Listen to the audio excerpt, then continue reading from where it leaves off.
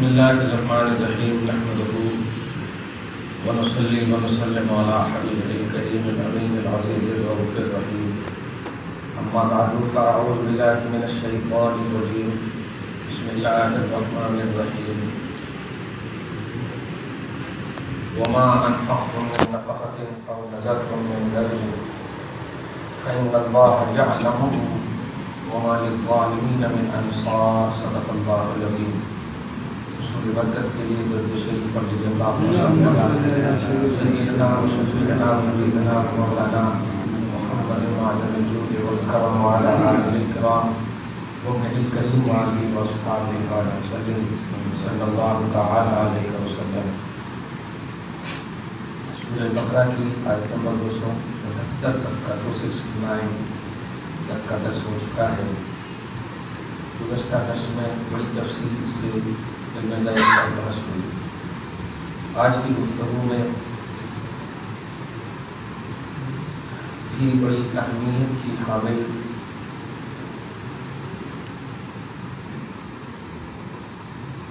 بنیادی بات نظر کے حوالے سے، جس میں خود قرآن پاک میں یہ لفظ کا استعمال ہوا ہے. نظر منت جو ہمارے دکنی زبان میں نظر و نیاز منتاں یہ سب جملے بولتے ہیں، تو اس کا شرعی پہلو قرآن پاک کی آیت نمبر 270 کے حوالے سے متعین کرتے ہیں. سب سے پہلے اللہ سبحانہ کو جو فرما رہا ہے ترجمہ سنیں. وما انفقتم من نفقۃ، اور جو بھی چیز تم خرچ کرو، او نذرتم من نذر، یا جو بھی تم نظر مانو، جو بھی منت مانو یا جو بھی تم خرچ کرو، فإن اللہ یعلمہ، اس چیز کو اللہ بے شک جانتا ہے. وما للظالمین من انصار، اور اللہ ظالموں کا مددگار نہیں ہے. ترجمہ وسیع کا اس میں دو بات، اس میں پہلی بات اتنی قابل توجہ نہیں کیونکہ خرچ کے باب میں نے بڑی ڈیٹیل اور تفصیل سے بات کر دی ہے خرچ کے. دوسری بات جو نظر ہے، پہلی بات کی جو بھی خرچ کرو اس کا خاص پوائنٹ بے ریا کے یا ریا والی یا جو بھی ہو اللہ جانتا ہے. خلق کو تم دھوکہ دے سکتے ہو، خالق کو دھوکہ نہیں دے سکتے. تو جو بھی خرچ کرو اللہ جانتا ہے. اب جو بھی نظر مانو یہ ہمیں سمجھانا ہے تفسیر کے حوالے سے. ایک بات تو سمجھ میں آئی کہ نظر اور منت کا ورڈ جو ہے یہ ہماری ایجاد نہیں ہے، یہ قرآن ہے. قرآن میں اس ورڈ کا استعمال ہوا ہے، نظر ماننا، منت ماننا. نظر و نیاز ایک لفظ آتا ہے، نیاز صرف نہیں ہوتا، نظر و نیاز اس کی جمع ہے، یہ تو ہے سنگولر، اس کی جمع نذور آتی ہے. کتاب النذور حدیث کی دنیا میں کتاب النذور والایمان، یمین کی جمع ایمان ہے. یمین بولے تو قسم، اور ایمان اس کا پلورل ہے. نظر واحد ہے، نذور جمع ہے. تو کتاب النذور والایمان، نظروں کا باب اور قسموں کا باب. کہاں کہاں کیسے کیسے قسم کھاتے ہیں، تو کس پر کیا کیا لاگو ہوتا ہے، کتنے کفارے ہیں. پارہ نمبر 7 کے حوالے سے میں بہت پہلے بتا چکا ہوں کہ جو کوئی قسم شرعی طور پر اللہ کے کلام کی قسم کھا لے اور پھر وہ توڑ دے اس قسم کو، تو اس کا کفارہ ہے 10 مسکین کو کھانا کھلانا اپنی کیپیسٹی کے حساب سے. کفارہ یہ 10 مسکین کو 2 جوڑ کپڑا دینا، یا پھر یہ سب نہ ہو تو پھر 3 دن کنٹینیو روزہ رکھنا، نہ ہو تو یہ کفارہ قسم. اور اس میں ڈیٹیل ہے، جھوٹی قسم، اچھی قسم، کون قسم، کیسی قسم، بہت سارا ڈیٹیل ہے اس میں. اسی طرح نظر کا جو پہلو ہے یہ ایک کوالٹی ہے، اس کی کوانٹیٹی بہت ہے نظر کی. سب سے پہلی جیسے قسم کی ایک قسم تھی جھوٹی قسم اور سچی قسم، اس کو یمین غموس اور یمین صادق کو، غموس جھوٹی قسم، یمین صادق سچی قسم۔ تو اسے نظر کی بھی دو قسمیں ہیں، دھیان رکھیں، بڑی توجہ سنیے گا کیونکہ 11ویں کے حوالے سے بھی ذرا سمجھنا ہے اس میں۔ نظر نیاز موضوعات وغیرہ کا لفظ ہے، شریعت جب سامنے آ جائے نا تو ماشاءاللہ پیار محبت کی دنیا آٹومیٹک بس جاتی ہے، اس میں کوئی طبقاتی فکر پھر نہیں رہتی۔ نظر سب سے پہلے دیکھیے اس کا جو ڈیفینیشن ہے اسلام میں، نظر اس عبادت کو بولتے ہیں جو خالص اللہ کے لیے ہو، اس عبادت کو بولتے ہیں جو خالص اللہ پاک کے لیے ہو، چاہے بدنی ہو یا مالی ہو۔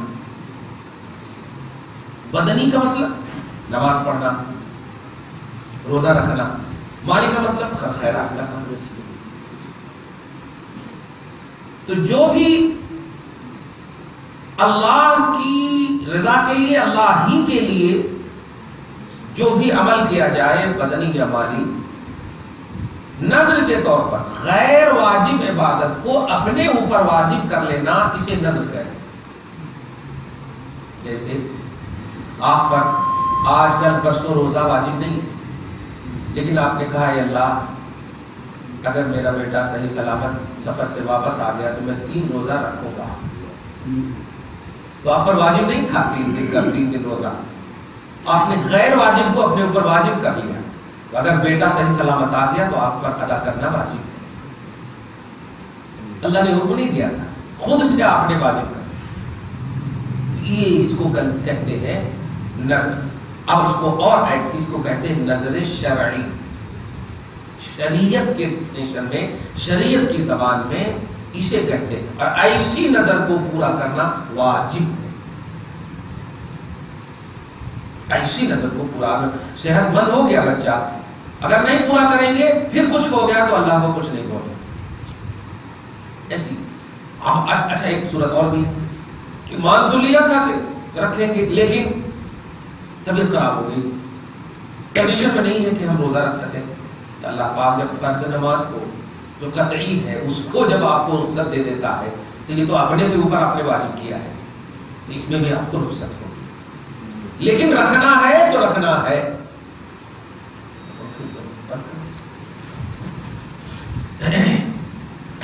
تو یہ نظر شرعی جو خالص اللہ پاک کے لیے، آپ اس بات کو بار بار میں بول رہا ہوں، بڑی اہم بات ہے۔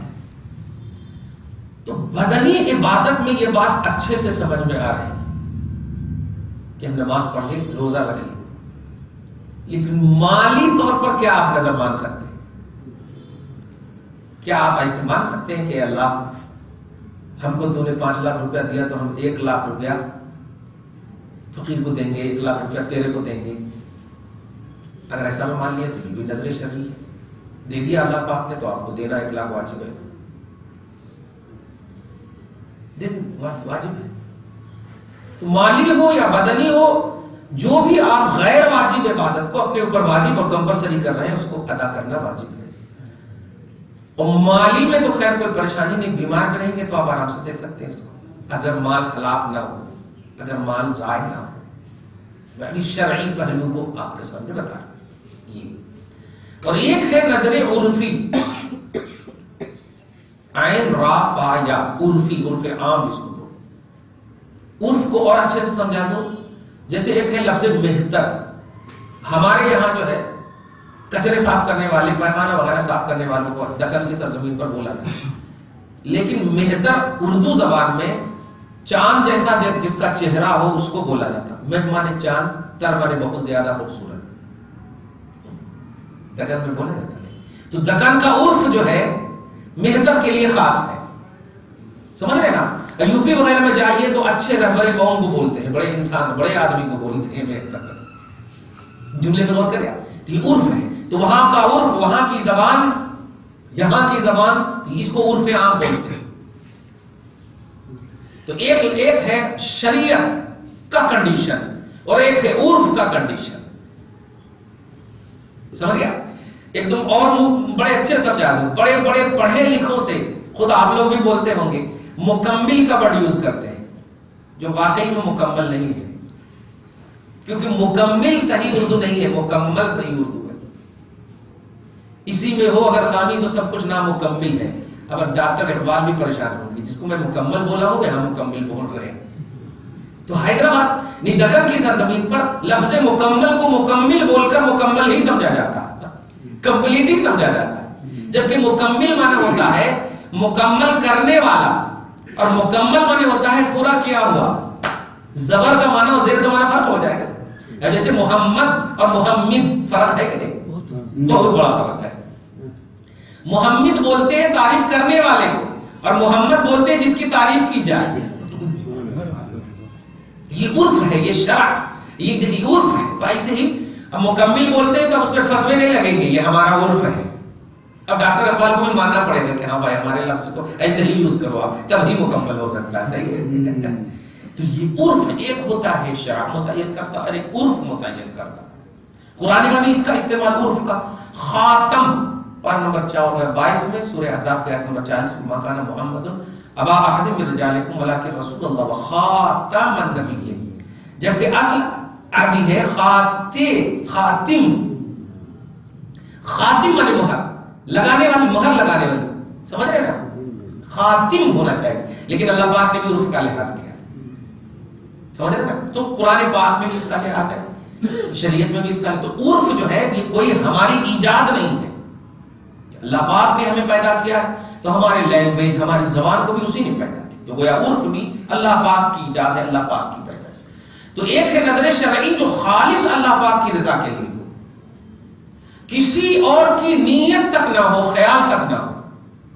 اور ایک ہے عرفی نظر جو ہو تو اللہ کے لیے لیکن الفاظ میں اللہ کے علاوہ کا استعمال کیا جائے، وہ اللہ کے لیے. ایک دم چھوٹی سی بات، غریب کو آپ نے دیا کوئی بھی چیز تو کھائیں گے، وہ پیٹ بھرے گا اس کا، لیکن اس پیٹ بھرنے اور کھانے کے باوجود کہہ رہے ہیں کہ نہیں ہم نے اللہ کے لیے دیا ہے، ہم نے اللہ کی راہ میں دیا ہے، ہم نے اللہ کو دیا. جبکہ وہ کھا رہا پی رہا ہے، اب خلق اسے فائدہ حاصل کر رہے ہیں. تو ایسے نظر عرفی کا مطلب اب شرع کی زبان میں آپ کو بول دوں، نظر عرفی کا مقصد اللہ ہوتا ہے اور مصرف اللہ کے بندے ہوتے ہیں. اور آسانی سمجھ گیا. مصرف بولے تو خرچ کرنے کی جگہ، اور اس کو اب ڈیٹیل اگر کرنا ہو تو اے اللہ اگر میرا بچہ صحیح ہو گیا، توجہ دے، اگر میرا بچہ صحیح ہو گیا تو میں فلاں کے آستانے پر اتنا خرچ کروں گا، اتنا کھلاؤں گا. تو مصرف آستانہ ہے، مقصد خدا پاک. ایک دم آسانی سمجھ گئے. یہی ہے نظر و نیاز کا تصور. وہ سے پاک وغیرہ کی جو نظر و نیاز کا جملہ بولتے ہیں، مراد یہ ہے کہ اللہ ہے تو تیرے لیے عبادت، لیکن اس کا مصرف غوث پاک ہے، اس کا مصرف عبد القادر جیلانی. ایک دم آسانی سمجھے.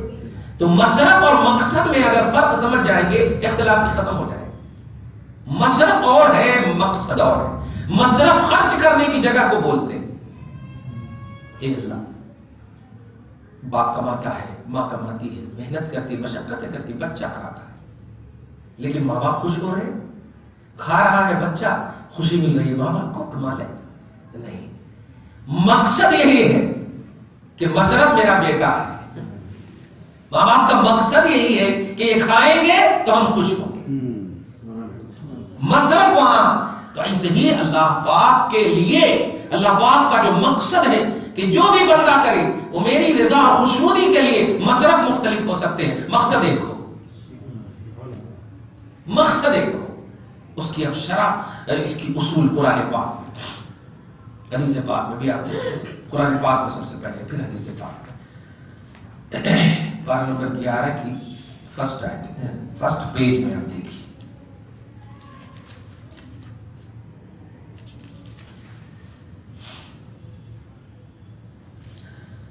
آیت نمبر 99 میں سورہ توبہ.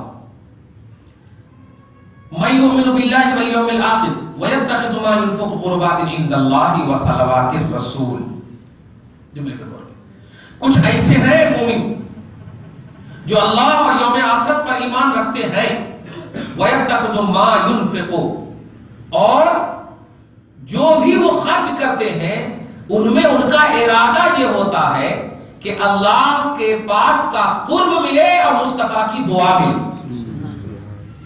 قربات عند اللہ، قرب اللہ کا ملے، وصلوات الرسول اور رسول کی دعائیں ملے.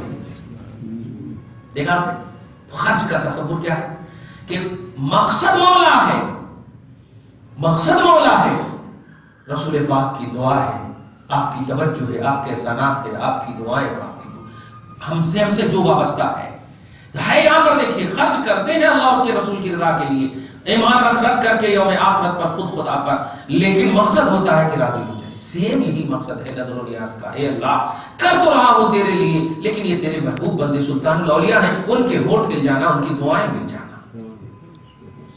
تو مقصد خدا ہے، مشرف یہ حضرات ہے. تو اللہ کے محبوب بندوں کے لیے جو نظر و نیاز مانے جاتے ہیں سلطان الانبیاء کے حوالے سے قرآن پاک میں آتے ہیں. اب ذرا احادیث پاک آپ بڑی توجہ سنیے گا، نسائی وغیرہ میں صحاح کی حدیث ہے.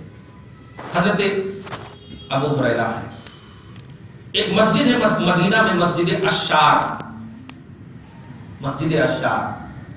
اب تو کتابوں میں پڑھتا ہوں بس، کیونکہ سب تو مٹ گئے ہیں، کیا کر سکتے ہیں، وہ کتابوں ہی میں پڑھنے میں مزہ آتا ہے. اب دیکھیے جتنے صحابہ کرام کا نام کتابوں میں ہے، آپ مکہ مدینہ جائیے تو ایک بھی قبر نظر نہیں. چلیے اللہ پاک آپ کو ہم سب کو اطمینان قلب کے ساتھ ایمان پر قائم رکھے. حضرت ابو ہریرہ ہے، فرماتے ہیں میں یصلی لی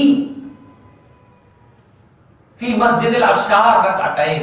نوٹ کیجیے گا، خرچ سے زیادہ بدنی عبادت کے حوالے سے کون ہے جو مسجد عشار میں میرے لیے 2 رکعت نماز پڑھے گا. کتنا بڑا شرکیہ پہلو نظر آ رہا ہے. میرے لیے فرما رہے ہیں، جب جملے پہ غور کر رہا ہے، کون ہے جو مسجد عشار میں میرے لیے 2 رکعت نماز پڑھے گا.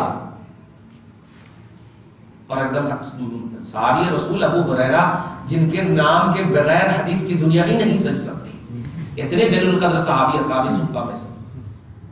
لیکن اس کی تشریح توجہ سے، مراد یہ ہے کون ہے جو نماز تو پڑھے گا اللہ کے لیے، لیکن اس کا مصرف یعنی اس کا ثواب مجھے پہنچائے. یہ مراد ہے. میں یصلی لی کا لفظ حالت ہے، معبود تو رب کو مانے گا، اللہ کی عبادت کرے گا مسجد عشار میں آ کر کے، لیکن اس کا ثواب مجھے پہنچائے گا. کون ہے ایسا؟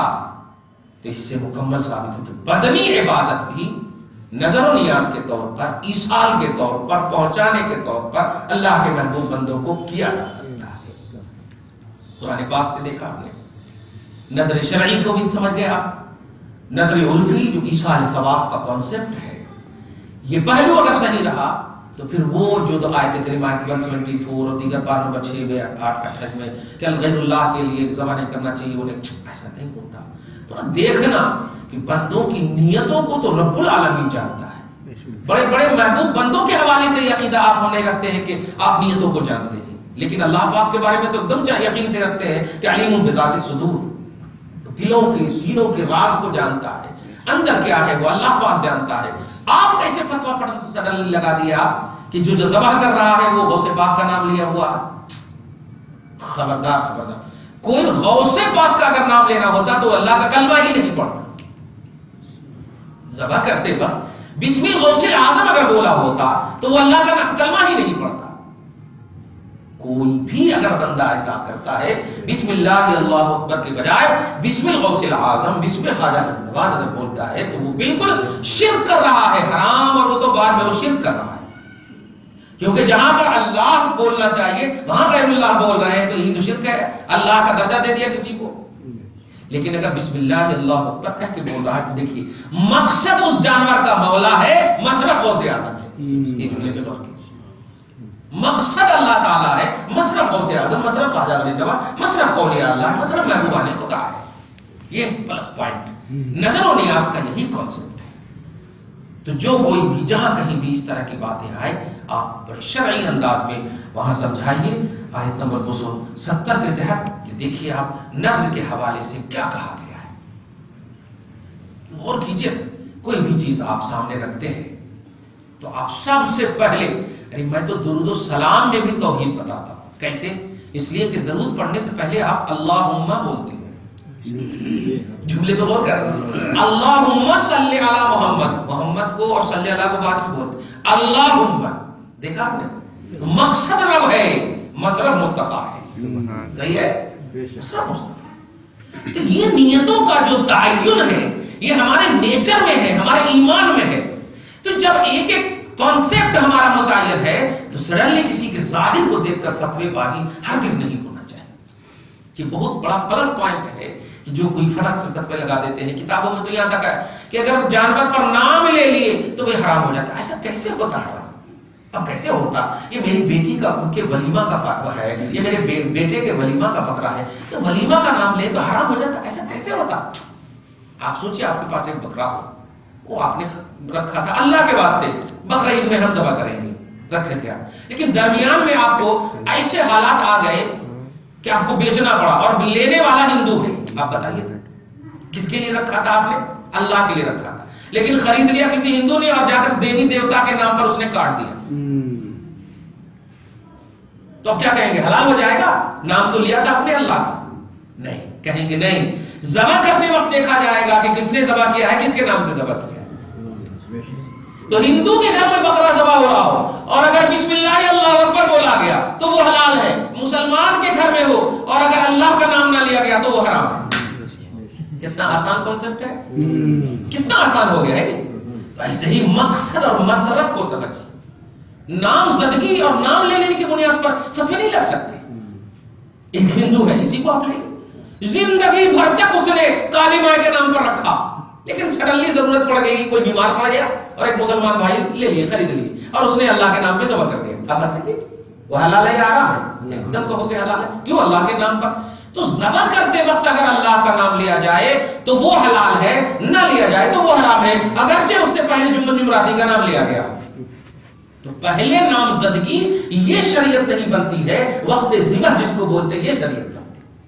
تو ایسے نظر و نیاز کا بھی کانسیپٹ ہے کہ دیکھیے کہ یہ جو کہا گیا، بول دیتی ہیں مائیں ہمارا بیٹا صحیح ہو گیا تو ہم یوسف بابا کے پاس جائیں گے. ہرگز مقصد یہ نہیں ہوتا کہ ہم یوسف بابا کے پاس جا کر کے 2 رکعت نماز پڑھیں گے ان کے لیے.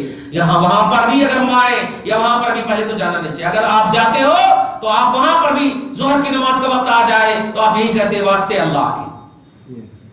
درگاہ میں بھی نماز کا وقت آ جائے اور کھڑے ہو جائیں تو آپ کیا کرتے ہیں؟ 4 رکعت ظہر کی نماز واسطے اللہ کے واسطے یوسف ہے. تو جب ان کی بارگاہ میں رہ کر آپ ان کے لیے نماز نہیں پڑھتے، ان کو مقصد نماز کا نہیں بناتے ہیں، تو پھر دور میں کیسے متعین کر سکتے کہ ان پر شرک کر رہے ہیں؟ ان پہ بات نہیں. یہ بات نہایت ہی دل کے راز کے خلاف ہے، دلی ایمان کے خلاف ہے.